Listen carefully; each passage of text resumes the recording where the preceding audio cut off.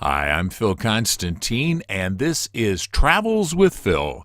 And on today's episode, we're going to Massachusetts and talking about the Salem Witch Trials. The Salem Witch Trials were a series of hearings and prosecutions of people accused of witchcraft in colonial Massachusetts. They happened between February 1692 and May 1683, most of them. More than 200 people were accused, 19 of whom were found guilty and executed by hanging. Now, of those, 14 were women and 5 were men. One other man, Giles Corey, was pressed to death because he refused to plead guilty, and at least 5 people died in jail. It was the deadliest witch hunt in the history of the United States. Corey, in fact, they kept placing stones on him, trying to get him to talk, and he said, "Pile more on," because he was so frustrated with the what he called, and what is now commonly called, a witch hunt. 12 other women were previously executed in Massachusetts and Connecticut during the 17th century, and despite being generally known as the Salem Witch Trials, the preliminary hearings in 1692 were conducted in several villages. Salem Village, which is now called Danvers, which is just north of Salem, Massachusetts, current Salem. Then Salem Town, Ipswich, and Andover, which you can see in the map. The most famous trials were conducted by the Court of Owyers and Terminer in 1692 in Salem. And these were the most notorious cases, perhaps, of mass hysteria.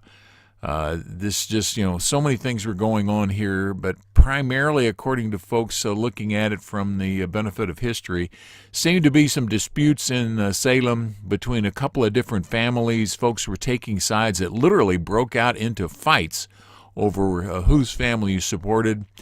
And primarily, it was a bunch of teenage girls and preteen girls that started the accusations. They started shaking and twitching and going into states of just uncontrolled language. And there are considerable folks who think that these were just a bunch of angry teenage kids that decided that they didn't like somebody and they were going to go after him, and this is the way that they decided to do it. And, of course, they may have possibly been, completely convinced of what they were saying, but most folks after the fact believed that this was not very correct in their assessment that these people were possessed by demons. Anybody could be accused, and some of the later accusations came against people who were very faithful. They were active members of the church, and as more and more people in the town began to wonder, well, if active members of the church who everyone else seemed to think were righteous and pious could be accused of witchcraft, then perhaps there might not be quite as much truth as to what was going on. So these were perilous times in the town of Salem and the nearby communities amongst primarily the Puritans who were there at the time. Many local and Boston area ministers were convinced that being possessed by demons was a truthful thing, could actually happen. Cotton Mather, which many of you may have heard of, he was one of the ones who said that demons did exist and could be apparent in human form.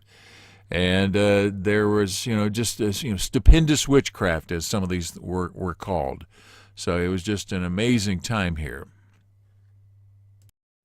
Travels with Phil, the Salem Witch Museum. Well, they don't allow photos inside, so this is about all you're going to get to see, except for the big Puritan over here. Walk over real quick. This is Salem, Massachusetts, not that far from Boston.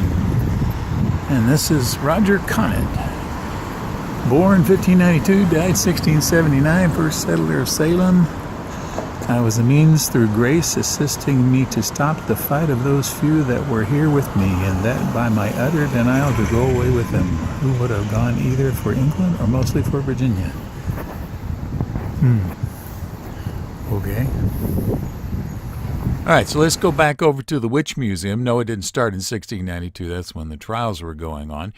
This is a couple of pictures that I took while standing in line waiting to get a ticket. They do reenactments inside the museum. They have lots of stuff in here, and they make an interesting presentation and try to explain a lot of the background and the history of it. Let's go outside and look at something nearby. Travels with Phil. Whoa, Travels with Phil continues. The revival of the Wicker Man or what? But no, this is here in Salem. People seem to like it. I'll show you something on this picture, the street. Oh, there we go, smaller. Street sign up here. And you stand on the other side of the pole up here. Back up at the street sign. It says Sex Street. Okay. I believe it's Essex Street. But there's lots of witch stuff around. You'll find all kinds of touristy kinds of places that have things about it. You'll find buildings that say they're part of it. This is a spot where one of the first people who was a Puritan came over and moved in from Plymouth to Salem. This is a spot here where they say the executions took place for the hangings. It's called Gallows Hill. You can see it over here on the left-hand side of this old map of Salem itself. And this is another picture of it in Proctor's Ledger, Gallows Hill. I said gallows. This is supposedly where the first witchcraft incident took place, according to the original ones. And this is the seal for the guy that ordered the execution for Bridget Bishop. So this was real stuff. They actually have a park out here. They've had several people come back in later. The governments have issued exonerations of several of the people that were found guilty. And just a note I had here for the Howling Wolf Taqueria, Mexican food, had to go all the way up to Salem to find a story about the Cherokees. Thank you for watching this video. If you liked it, please give it a thumbs up by clicking on the button below. You're welcome to leave comments below as long as the language is family friendly. And finally, if you'd like to see more of my videos, please subscribe to my channel by clicking the button over on the bottom right-hand corner. Thank you again for watching.